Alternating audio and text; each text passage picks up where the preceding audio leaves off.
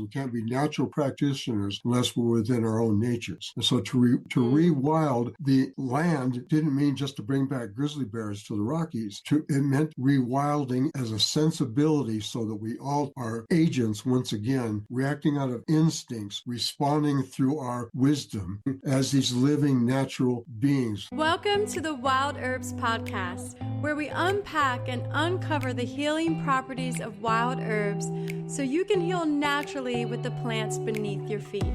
I am your host, April Punsalan, wild untamed plant lady, also a botanist, an ethnobotanist, and herbalist dedicated to teaching you how to heal with plants. If you want to learn edible and medicinal plants, you are in the right place, my friend.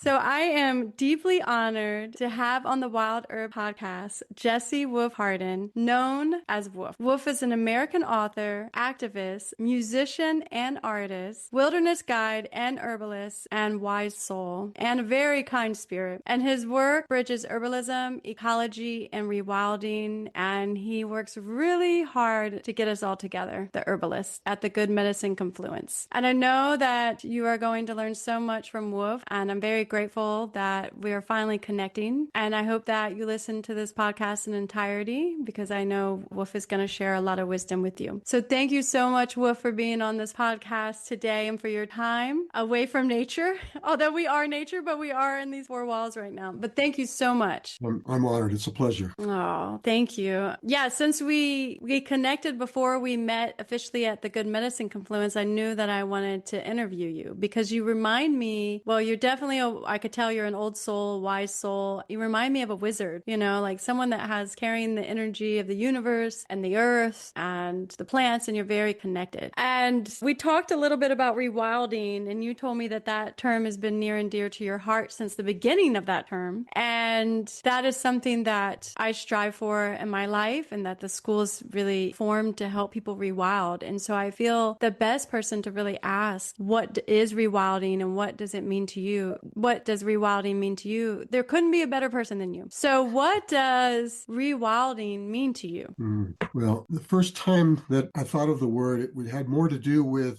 not the wilderness being rewilded separate from us, not just the reparation of habitat, which it has become now in many different spheres, but rather a complete rewilding that was a rewilding of ourselves as well. So for me, it's like the future primitive. It's the promise of what, not only what can be, but what truly is deepest inside of us. So as we try to rewild habitats, we do that most efficiently, most powerfully, most genuinely if we've rewilded ourselves, if we have thrown off the constraints of civilization that prevent us from feeling too much, from being willing to do the so-called impossible, to preserve what needs preserving and further the evolution of what's good and natural. And so rewilding has since become more about rewilding an ecosystem, which is an absolute beautiful thing. In those terms, it means to return it as much as possible to pre-human impact. And that can be done by reintroductions of botanical and animal species. It can be done in all these different ways so that the land is,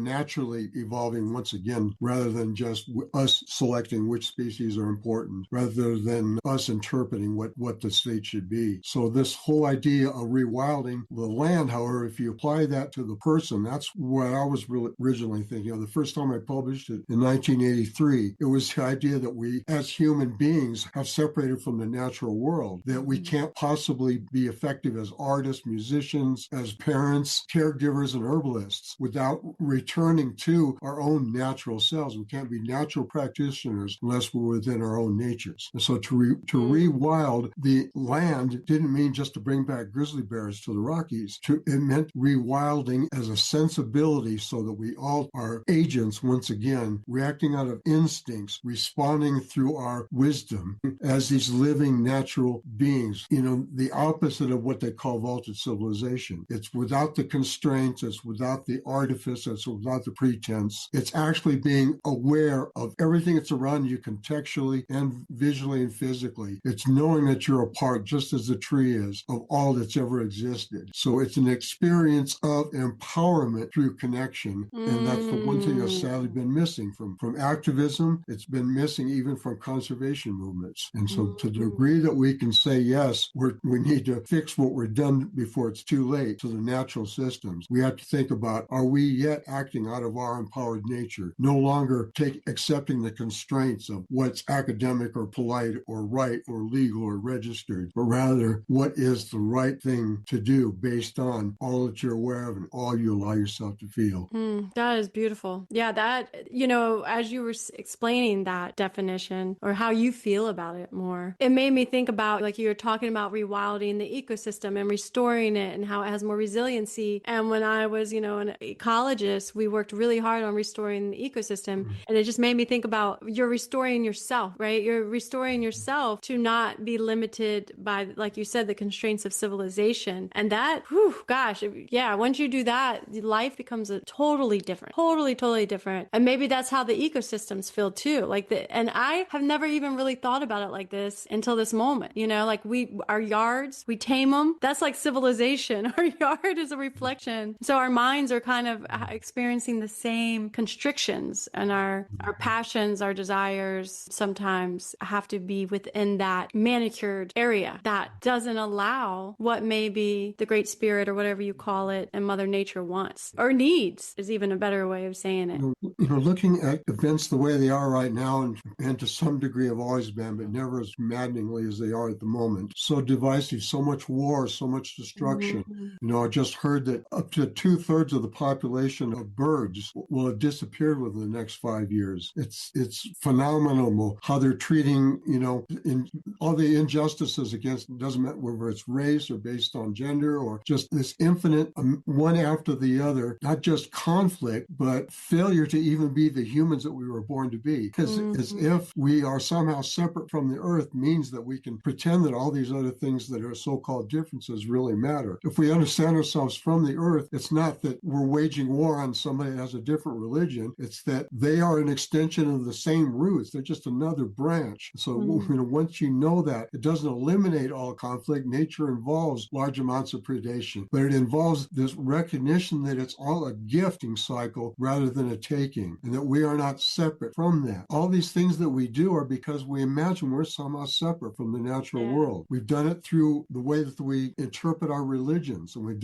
certainly done it through the way we interpret our history. And even the so-called environmental movement has framed it so often in this anthropomorphic sense of doing it for it's human-centric, it's homocentric, doing it for the good of humans so that we can breathe better, so that we're not killing ourselves with the poisons in our water, the microplastics. But it's not about that. Even the things we don't love, even the fungus beneath the soil, is absolutely vital to the wholeness and we are vital to the extent that we are in connection with that. Yes. And so humans were born for a reason, and that reason wasn't to become the managers of the planet. We can't even manage ourselves. We were born to be expressants, one of the most sensitive and certainly the most diversely expressing of what the earth is feeling. The feelers on an insect, every vibration it picks up. The child that hurts when it sees an animal dead at the side of the road. We are meant to be that extension that allows the whole of the earth to feel as strongly as we allow ourselves to feel. We're the celebrants. We've evolved to be celebrant, not manager. Yeah. To notice that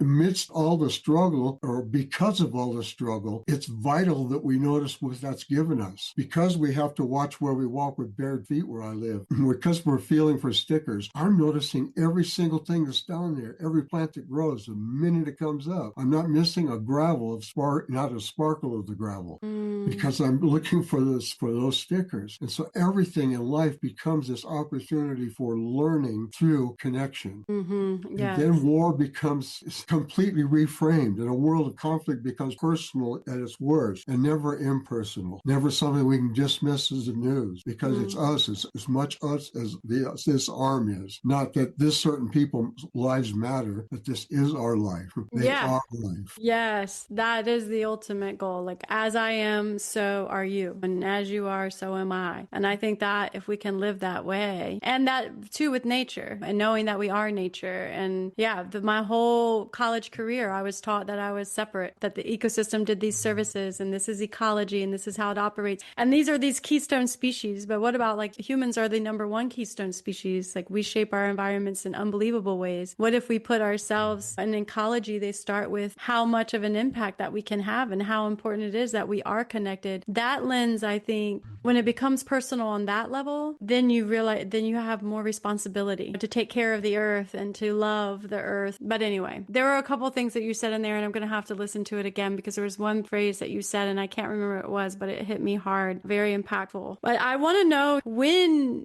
did this rewilding and this understanding of that you are nature and that you're longing to go back to nature and to kind of step outside of the constraints and the ropes and the ball and chain of civilization happen for you and your life?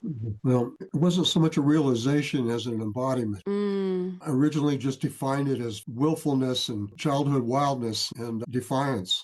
And it was growing up in the suburbs. It was only when I found a yard that was so overgrown, so not manicured, that I could hide amongst it, like a fairy, like an elf. I could run away into this magical world where no adult could see me. And it was there that I felt myself. And every other time I felt moderated, even when they said he's out of hand, he's too much to handle. He's too loud, he's singing too much, he's dancing, he's loud, whatever it is, right? You aren't supposed to dance on the desks, I found out. Especially. But the thing is that underneath that tree I could be me. Underneath the bush, I could be me. Climbing so high that people would walk beneath me and not even notice. I could be me. Looking down and seeing their movements and not feeling separate from everything, but feeling for the first time a part of everything. And so my perception of what this meant evolved into wildness. But it was always a wildness. I mean, when I rode motorcycles, they had to be basically illegal and super fast. And I had to ignore wearing a helmet not because it was sensible, not because I would ever recommend it to my son, but because there was some aspect of me that said, I can't just blanketly accept anybody's or anything's rule and control and definition. And so even then, though, I would go to the edge of the beach and I would be interacting with the animals there. And I would feel like, okay, this is where it's real. It's nothing out there. It's all right here. Now, once I ran away from school, basically, hit the road, my life became finding elders, wise people, wise women, authors, anybody that would allow me the time of the day and ask them the questions. There was no internet. So it was crucial that I went and interacted with all the people that were most moving me. And it turned out to be, in time and again, people who told one aspect of this story of wildness, whether it was Gary Snyder or Barbara Moore or Winona LaDuke, or in every case, the people always spoke to some element of nature, so that I then had a model that wasn't Easy Rider anymore. It wasn't even the revolutionary anymore, as much as I saw the need for resistance to the oppressive system. But it became more of just as wild as that plant, as wild as that tree, as wild as that moment, then lived through that. Now, my earliest work was art. So for years, I was doing artwork with some music on the side. Then that evolved into doing talks during the art showing. So here was a painting showing human beings interspersed with a wilderness landscape in a very hippie kind of way, right? Very spiritual, psychedelic way. And people would look at it and their lives would be changed often. And when it wasn't, they would be asking questions at least and going home befuddled. That's the least I could do for them, was to suggest that there's something beyond what they're being fed through the TV, through the rigid teachers that teach them, And so I would say that the next most important thing was probably moving to this place. In the midst of my travels and combining talks with art, I was meeting all these wonderful people who were not just talking about ecology, but were finding ways to live it. Some of them were just cannabis growers who refused to be part of the system. Others were like, at the farm in Tennessee, trying to recreate an entire new social structure apart from the paradigm and do it by growing their own food and by having Ina May Gaskin do all of the midwifery. And so there was these options that were ways of actually making it real, not just wandering around thinking that you are an unmoored wild creature that can never stay in one place. That's great. It's wonderful to appreciate North Carolina, to appreciate Northern Michigan, to have really got off on being in the Northwest. But then there will be one place that calls to you, one place where you plant your roots so deeply that it can't be pulled back out no matter what, okay? And that's where activism has to come from, I realized. And then became this search for where was a place for me. And this was the most remote, furthest from civilization, most difficult place I could imagine, selected because of a set of things, but brought to me in a magical way. I mean, I was literally 6 foot down in a hole working for a redneck real estate agent in the most remote county in New Mexico, waiting for exactly what happened, which was a buyer to come up and talk about this property. Wow. Talk about how nothing but a hippie from the city would buy it because there's nothing but rocks down there, nowhere for the cattle to eat. Can't drive to it half the year, and then my ears start ringing. That kind of place, right? And that's why I was working, not for the $4 an hour, but to hear that, to be the first one to hear that and to secure it. So that was now 50 years ago. 50 years ago? You've been on that land for 50 years? Oh my gosh. I was still riding, I was still riding a chopper when I got here. There was no way to drive it all the way to the property. Wow. And do you still have to like park a car and walk into the property? Well, it depends on the day. You have to It's cross 7 the river crossings of national forest. The same river.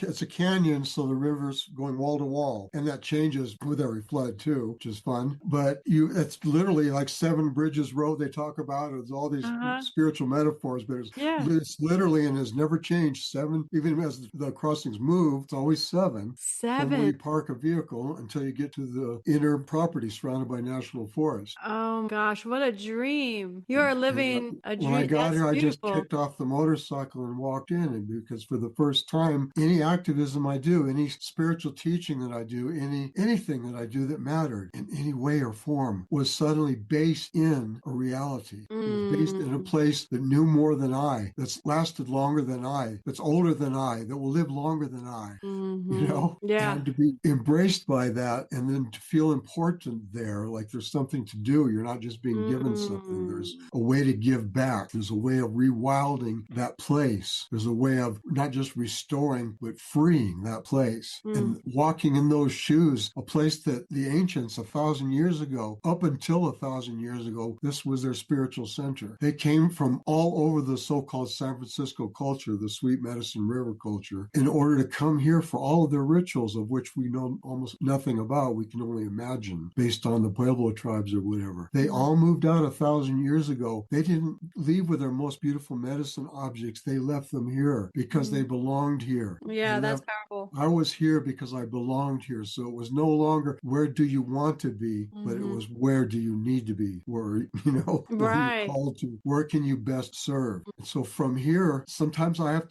had to wade out in floods with huge cottonwoods floating down the river and sections of mobile homes and just this giant flood 1/4 mile wide. I'm swimming through it with stuff on my back for the confluence because I have an herbal gathering to put on. But I wouldn't give that up for anything. Right. To be on that edge where things matter so much, where you love something so much. And that could be, it can be the cat on your lap, it can be the person that you're blessed to live with for the rest of your life. Yeah. It could be the child that comes out of you. It can just be the sound of a certain bird. But in that moment, wow. And coming back to that wow is what it's all about. Everybody doesn't have to live like this to be in a wow mode. You can bring some of that in your house, right? You can just screw up enough to be wild. We can live vicariously through you. And you got a native lawn again. Definitely doing that. You will see my No Mow May reel. Like my yard, my little 0.7, not mine, but where I'm blessed to live is 0.7 acres. That's it. And so I have to live within that. And even today I was just writing down all the plants because I'm like, I need to have a flora of this 0.7 acres. I need to know, like, catalog how many different plants and families. And so it's always been my dream to do. So I started that today. But going back to this land that called you in, right, on this relationship, this land, do you have solar panels? Is that how you get electricity? And so you just slowly built everything yourself and made it self-sufficient? Well, very slowly. It wasn't functioning until 2 months ago. But does it function and then not function? Does it change from functioning to not functioning? Or what we call functioning, I guess. Well, how much I imagine I'm reaching the world changes. Yeah. I mean, wow. I mean, you are able to publish magazines and you're an author and you're doing this all from this remote place in New Mexico. Out of 25 books, the first several books, I don't remember how many, were handwritten, taken to a typist who worked at a little local redneck paper called The Messenger in the village nearby, 300-person village, right? And they're in this little trailer putting out this little publication. Oh, the Fire Starter it was called. And I was a regular feature in there, writing this stuff about reconnecting with the earth and becoming wild and ethics and codes of honor and all these things that people could relate to, but they didn't realize that until it was framed in a certain way. But I would write by hand. He would type it up. He'd send it off, write snail mail. We'd wait for weeks for it to come back for any discussion to happen. And so getting published was always this immense, difficult thing. But the amount of change, of course, now I feel dependent. If Starlink shuts out for any reason whatsoever, for an hour even, I'm worried, is somebody needing something, right? I need to be there for them. And that's totally different. But it's potentially, I'm reaching a lot more people. They don't have to come to one of my deep ecology medicine shows anymore. They can just be instantly through YouTube, through your channel, instantly affected in ways and I need to affect. I couldn't be here once again for what it gives to me. I would be too full. I would explode. All that is given to me has to then be given out in one way or another. And internet has just become one tool for that and has its good parts and its aspects that are extremely deleterious to our existence. But it's a way that I can reach the world and I can reach it from here. So really the plant gathering once a year at the Good Medicine Confluence that you'll be featured at, that's always a way in which I see that, wow, they are in the flesh. Those are the people that I love. Those are the people that, in spite of all the negative world news that we hear, these are the people that make being a human a noble thing, make a wonderful thing. And if I can contribute to bringing them back into wildness, and then they go home and they contribute to their community sense of wildness, of reconnection, of openness, of freedom, of agency, then that's what I live for now. And I don't live in order to be, I live in order to give. Oh, I love that. You do a good job. I mean, that Good Medicine Confluence, I didn't get to go to the first year in Durango and my heart really wanted to, but that didn't line up. But then I got to go to Ghost Ranch last year and oh my gosh, it was my favorite experience of the whole year. Vasilis and Anna Rose's. And we went as a family. I was scared to bring her because she didn't want to go. She had a date, actually, her first date, a kitty cat movie. She's like, Mom, do not take me away from my first date. And I was like, I'm sorry, I'm taking you. You remember, because I was like, I don't know if they're going with me or not. So then at the last minute, I knew my husband needed this. He needed to get away. We go out there and the energy, that you have, the energy of everybody, the energy of those mountains, being in a new place, like it just healed us in so many ways and felt like it was a soul, like a retrieval in a way, especially for my husband, because he got to go on those hikes. And everywhere you turn, there was a hike you could go on and the wildness was all around us and within us. And I just felt at home. I felt really at home with everybody there. So I'm looking forward to so much coming back. And I'm grateful that you're doing it again at Ghost Ranch. And so if you're listening and you want to go on an herbal conference, this would be the one that I highly, highly, highly recommend. It's a conference where you are encouraged to dance on the desk. I would say yes. And when you were talking about being wild and nature, in the suburbs, I am kind of floored because that is when I felt my, like being at home too, was in nature. And I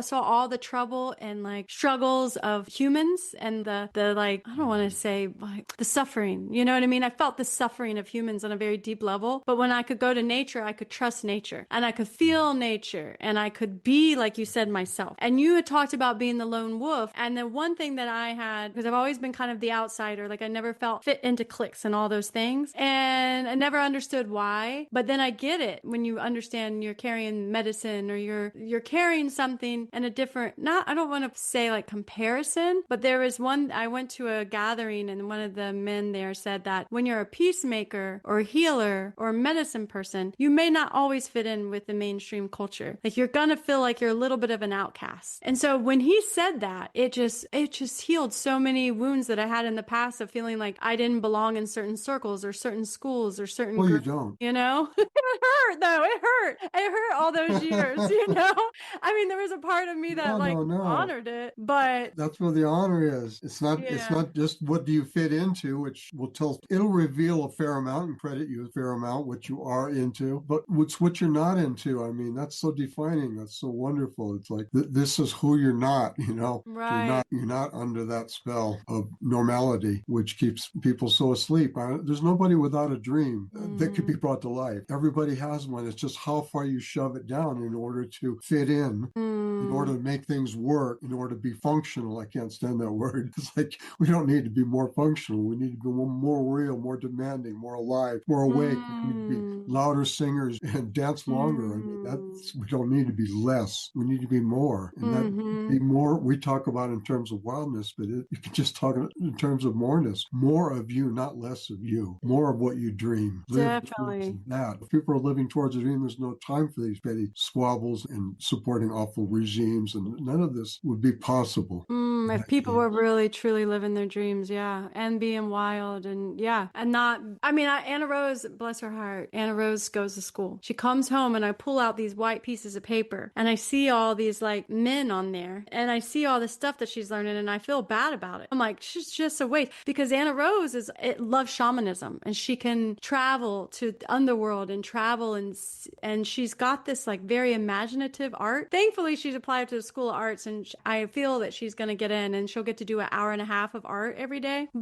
And thankfully she picked me as a mom and she can do these journeys. But I mean, boy, I need to expose her even more, because why her spirit is open and completely free before someone, if someone ever says like, what are you doing? And then she's like, oh, what am I doing? That moment that happens to a lot of people when they are using their imagination. And so that's been interesting for me to watch, because I feel like I'm on the cusp of like the old paradigm and this new paradigm. And I'm trying to meditate it in of like this community driven paradigm that we can even do in suburbs or cities, right? And we can maybe change the curriculum of our children, have more spirituality, maybe have shamanism in there, teach them how to dream, because if she can see it, she can do it. And I'm trying to teach her that. But anyway, I don't know where I was going with that, but I just felt her spirit in that, because she is in the system. I have her in the system, so to speak, that I went through.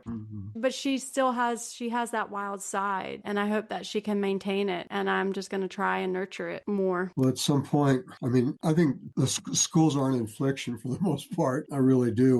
Outside of forest schools and alternatives that are out, community-based alternatives. But not that education isn't important, but all of the legalities, all of the getting a diploma, that's becoming less, especially with AI and all these other things, it's becoming less and less relevant how well you fit into the system, but more about, did you have a chance, not how long are you going to live thanks to an AI program, but did you remember to live? Yes, amen. Did you remember to live? Yeah, I like that. That is a good bumper sticker. Yeah, I feel like you are definitely living, and your son, his wildness was so amazing to watch, and his free spirit. And before we started this podcast, you were talking about you two swimming in the river, just your bodies in the river. And that's when I feel the most pure and like me, is when I'm swimming in the river, just me and my body and my daughter too, because we're very fire, we're very pitta. So we love swimming in the water, and just having that vision of you doing that. And I'm very thankful that you're holding this space for all of us in America, right? Because it could be way easier to hold that space in other countries. But in this country, it is a challenge. It's a challenge. But anyway,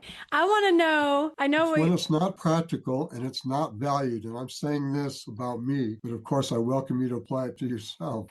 That's when you know it matters. It's not when it's in any ways easy or any of those things. You don't want it to be an easy. It's an absolute proof you're doing the right thing. If you're going against the flow, you should feel some countercurrent, some shit should be flying in your face.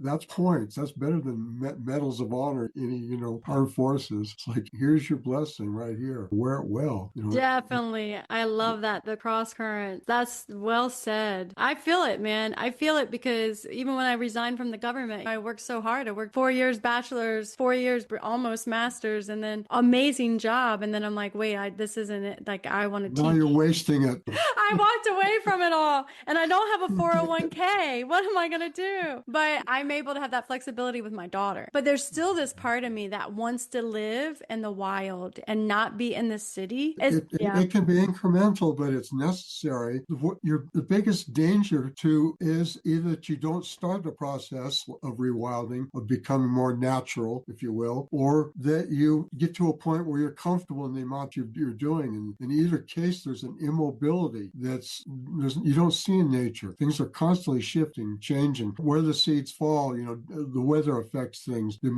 nutrients in the soil affect which plants are growing where and when. There's all of these shifts that are happening, and yet in our lives we just get locked down. We stop progressing. We stop moving. If it is true that it matters to be wild at all, to not look to bosses or husbands or dictates or customs or the people, your friends hanging out at Starbucks with you, to not look anywhere but yourself as part of a natural world, as a natural ecosystem, as an authority, and to make that your priority. I love then that. There's no authority over you and no priority bigger. And at that point, you will not in one day's time, you will never stop movement towards, just like a plant towards the sun. It orients itself. You bring in a plant for a house plant, so you have more living nature in your house, and you sit it there immediately. It's arching its leaves. It knows where the sun is. You know where the sun is. There's no reason to ever slow down and be comfortable. That discomfort is proof that you're moving into new areas, what it means to be more authentic, more truly living who you are and what you're meant to do, which is immense. It's more immense than even the wondrous things that you have going right now. You know it's more immense, and you know to move into that. At no point should you be satisfied. Your dissatisfaction is proof of the miraculousness and wondrousness and discovery that always lies ahead of you. That's so beautifully said. You have a really gift with words and with conveying what you feel in your heart. Yeah, I feel that on so many levels. I really do. I mean, I feel with Anna Rose, she's so rooted in the culture, this community, and I mean, even the fact that I almost didn't take her to the Good Medicine Confluence, but then I did. And then look at what she has, a lifelong friend, Daisy. They're lifelong friends. If I wouldn't have did that, Anyway, do you think though, for those of us that for whatever reasons, right, we are here in this like city, or we're here in the suburbs, or we're here in this little piece of land, maybe it's only even 0.2 acres, can we still feel that rewild? Can we still rewild in the city, in the suburbs? Well, absolutely, but it is a process. It's not just having a more natural yard. Right. It's a steady process in which you'll be challenged by everything from zoning to friends not wondering what the hell you're up to it harming your economy or harming your finances because of choices that you're making. But it will be an ongoing process of rewilding. Just as it would, you can't drop into wilderness and suddenly I have a wild life now, like these reality shows. I've got a backpack full of a fishing line. That's all I've got. I've got to make it happen. It's like, it's even then, that doesn't mean you're here. It just means you're equipped for whatever show you have going on in your head. That's totally different from actually being here. The process of being here is being within not just a matrix, but a movement, Yeah. An evolving of cells. And if we're one of the special cells meant to feel the most, like nerve endings, meant to be the ganglions of this higher purpose, then we have to live that out. We have to live it out big. It does not mean we have to move to the wilderness, because that will not guarantee a thing. It means that we need to start awakening the wild that's in ourselves and in our surroundings immediately, and to never imagine that's good enough. Never stop, basically. Keep moving with that process. So take on a little more, for example, empowerment is a totally wild thing. That doesn't mean you don't face laws, regulations. I mean, there's huge penalties paid if you don't do your art a certain way in certain districts or zoning properties. And so you make all these choices based on that, or maybe you spread wild seeds in public areas in what I call outlaw gardening. You're doing the illegal in order to benefit what you know to be what's most valuable, the natural world. So there's all these ways that are demonstration, not just demonstrations of, but that are embodiments of, extension of who you are and what your purpose is. So if you want to be rewilding, you have to be, if your problem is, what's holding you back, you need to be addressing it ever more riskily, taking ever more chances in order to stand up for what you know, to recreate the world that you know is meant to be. And you can do that anywhere. So it's like, I say, start out by bringing a houseplant into a sterile apartment. Okay, let's begin with that. Have a relationship with that plant. Really get to know it. Okay, now how about a terrarium? How about an aquarium? What are the ways that you can bring the wild world in and learn the lessons that it's trying to show you. Not just be responsible for its well-being, how much water or whatever, but rather opening up and attuning to what it's giving you energetically and in actual examples of how to live life, what's important in life. And so it starts right there, then it rolls up. It rolls up to how do I interact with the community? How do I teach my child if I have a child? How can I teach them to deal with a world that isn't already wilded? How can they be themselves and still not be handicapped in dealing with this system, basically, that we've acquiesced to? And that is a process that can easily be done anywhere whatsoever in downtown New York City. And it's a process that must continue, even if you're on the edge of national forest outside of Asheville. It doesn't stop at any point. You're not suddenly in the zone. You're in the zone because you're doing, because you're on the run, because you're swimming, not just in the river, but against the current. I love that. You're on the run because you're swimming against the current. Yeah, so well said. Such a powerful message. I feel it. It's like I almost need a moment of silence because that is what we need right now. That's the medicine we need. And I'm so glad I took the time to reach out to you. And I'm so glad we're connecting because I feel your message so much. And it's so important for people to do. And your life will change for you listening. And I've only done it just a tiny bit.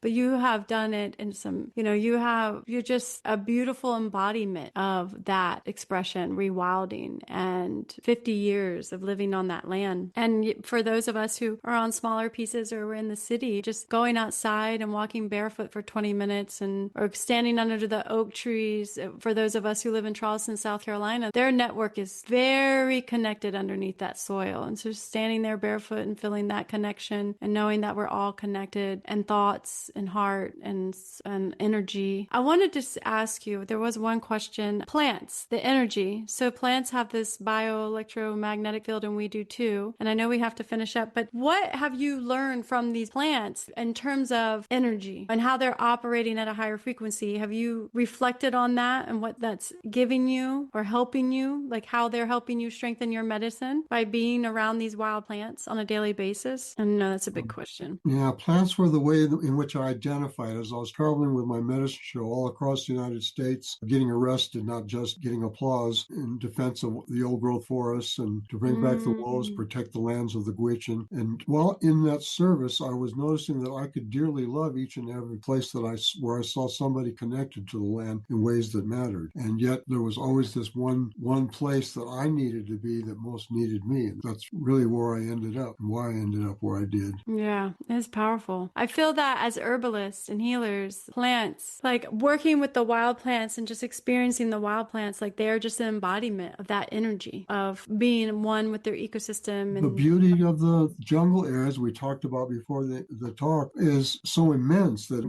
my mind kept telling me that you love the Northwest so much, you should be on the Smith River, you should be in the Kalmiopsis. You got arrested for the Kalmiopsis. You've been there working with the people on the ground, building community in the area. That's where you should be. And instead, I'm in an area where there's no earth-honoring community whatsoever. The ancients moved out 1,000 years ago, and the mere handful of humans that live here are Trumpian-type ranchers. They're not our ilk. So my tribe is scattered all across the United States, and each of those places had a biota that would draw me. And I can't say that, I wanted to be in New Mexico necessarily until this place grabbed a hold of me. And now I identify it from every cell in my body identifies with it. I could be blind and just walk out and touch any of these trees and plants and know them and know what they're seeking to tell me. This spot that I needed to be in is this blend Heart Mountain ponderosa, 100-foot tall, mixed with the lower level, which is juniper, pinon, oak, the wondrous ancient hundreds of years old oaks. And then down below is the riparian zone directly on the river and it was zero when I moved here. It's the process of kicking the cattle out, which is one of the less kind aspects of rewilding that I've had to do, is remove all the cattle that had been here for 120 years, defoliating it. and Wow. allow and the 55, 60, 70-foot cottonwoods that are out front and a forest of them exist only because I stood the ground against what was the cultural norm, paid the price in the community, made a lot of people consider me the enemy, the tree hugger of the county, in order to establish that I recognized that this was something different. And what that difference is now very clear because I've stopped what was damaging and hurting it. You can do the same with a person. Remove the individuals or the habits in our lives that are causing all of the destruction, and then find out who they really are. Then you can say what place best serves me. And that place will be, I think, not just identified by, but rather the icon of it will be the spirit of its combination of plant lore. So what we have right now is this mix of riparian, high mountain, and desert species that together forms a musical composition. You take any one element of that out, you take out all of any one particular, even of the smallest understory, you move any one thing, and you somehow reduced and impoverished the song that it's trying to sing, the completeness. It can no longer harmonize because it's lacking the essential note that creates the harmony. And so living here has been what plants would exist here if we hadn't stopped them. Is there something invasive that's hurting them? Those were the two main questions. And what from the outside, of course, as more obviously, was damaging them and preventing them from being themselves. And so now I would say that of all of these creatures, the elder, for whatever reason, and the alder have probably meant the most to me. Because I like how, in symbolic sense, we have the will is teaching, no matter how many times you get washed out, just keep rooted and you can grow again. Great lesson, right? The ponderosas are so majestic, and to hear them capture the wind, they catch and amplify the wind in ways that nothing else does. So as soon as you want to hear that, get out. That's where the song is. So all of the things that are here, the cactus I talked about, and even all the thorny plants, reminding us with their desert-like threats that we should be more aware of our bodies, more into our bodies, more sense of what's going on. So the lessons have been immense from each and everything. Certain plants have meant to me incredible amounts to me. The seal castle what won me over to herbs aren't just this concept of naturalness. They aren't just accumulative benefits even, but within minutes of taking a tincture from a plant like silk tassel, you can end a problem like the constrictions that come with passage of a kidney stone. So each and every species has had a medicinal lesson and an aesthetic sense and a gift, albeit whether it's a song of the thorns. And yet it was the medicine probably of the alder that was the one most significant thing. Are you familiar with them at all? Yeah, the alder. Yeah, we have, is it allness? I believe it's allness. Is that the genus? Yes. I don't know. Yeah. Yes, We exactly. we have them here in Western North Carolina, and I believe we have them in South Carolina too, but they're more abundant in Piedmont in the mountains. But yeah, I love that species. Yeah, it's a very witchy plant, right? They weren't here at all. It is very witchy. And Yeah. in here, they only grow next to the water. Yeah. And so their roots are primarily exposed. I mean, who knows how much is underneath the ground holding the banks together, clinging to the earth. But there's massive amounts of red-skinned roots, all intertwined and leading down into the river. That blew my mind when I first saw it. And then just being close to it, there was a sense that whatever it is that I'm trying to attain that I wasn't born with, it didn't remind me of what were my original gifts, as so many plants do. It didn't give me a cure, as so many herbs do. It gave me something that you couldn't put any words to. It gave me something that I wasn't born with. It gave me a gift of something that I didn't already have, that wasn't fitting my agenda at all. It was perhaps a softness that I wasn't accepting. It was perhaps a rootedness that my urge to travel wasn't accepting. But whatever it was, it gave to me something, and gives to me to this day something, a sense of not just a reminder of mystery, but a sense of a mystery about myself that I will never get to the very bottom of. A zillion roots intertwined in different ways, spreading out in different ways, coming from somewhere we can't see and leading to somewhere we've yet to know. Yeah, that's medicine. That's definitely mysterious, magical medicine. The alder. Yeah, that's a plant that I think you could spend a lifetime with and still learn more and more about it. I mean, that's how all plants really are, but thank you for sharing that. You have shared so much medicine with us, and you're a wise soul. If there is one book we want to continue learning from you, what is one book? And I know you've written many, but what one book would you recommend that you feel the mountains and where you live and this connection and this sense of rewilding really came through you from pen to paper? Well, there are two that compete for that. Most of them address nature inevitably. We're speaking about empowerment, becoming more natural, not just being a natural healer, but being more in touch with your nature. So all of my books, even ones that are specific to herbalism, are about how to use herbs as a way of connecting back to who you really are and what your strongest, most meaningful purpose is. Right? There's two I wrote that were more specific to that. The first is called The Healing Terrain. The Healing Terrain is chapters about sense of place, rootedness, living on the edge, cultivation, wildcrafting. All the ways in which we can rewild and the reasons for that rewilding are pretty much central to that book. The second would be, what else does that give us besides reality? An opportunity to be real, an opportunity to be connected. It gives us a wonderment. And so the book Wonderments is the extension of that. It's the ways in which our becoming more real is also a process of our becoming more amazed, more childlike curious, more awestruck, more driven by a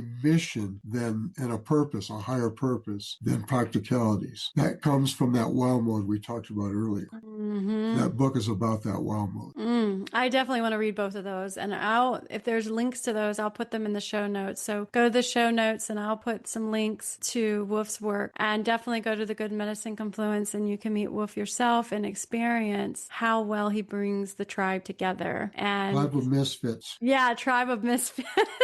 So if this message really resonates with you, which I'm sure it is because you're listening to the Wild Herb podcast, I hope to see you there. We had some people from Charleston come last year, and it was amazing to see like-minded, or to see people that I recognize, and then the sea of all the beautiful people I didn't know, but I felt deeply were old souls and connected with me. I can't say enough about that conference. Confluence, gathering. Well, thank you so much for bringing the medicine and sharing from your heart so openly. And I feel it. I feel it so strongly right now. My whole solar plexus is just like, whoo.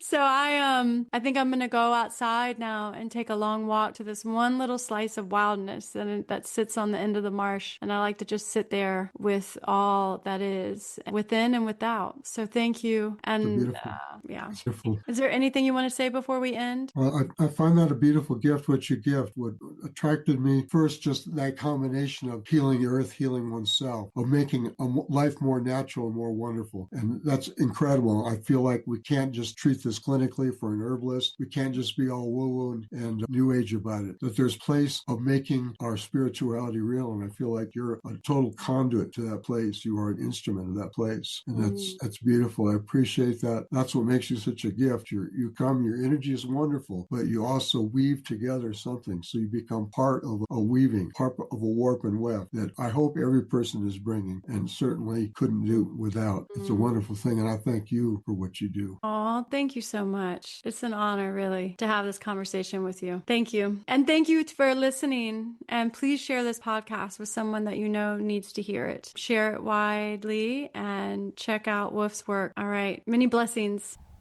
Please share this episode with a friend, because there are so many impactful statements that Wolf made and so much medicine that we need in this day and time. And I hope this message, or that this podcast, touched you as much as it did me. And may we listen to it time and time again. May we support Wolf's work and his mission to rewild us. And I will be at the Good Medicine Confluence in October in Ghost Ranch, New Mexico. I'm giving 3 tickets to sell, so I will have those tickets to sell. So if you're like, yes, I want to go to Ghost Ranch, yes, I want to support this work, then contact me, email me, april@wildherbacademy.com. Follow your heart, and one of those tickets may just be yours. All right, many blessings.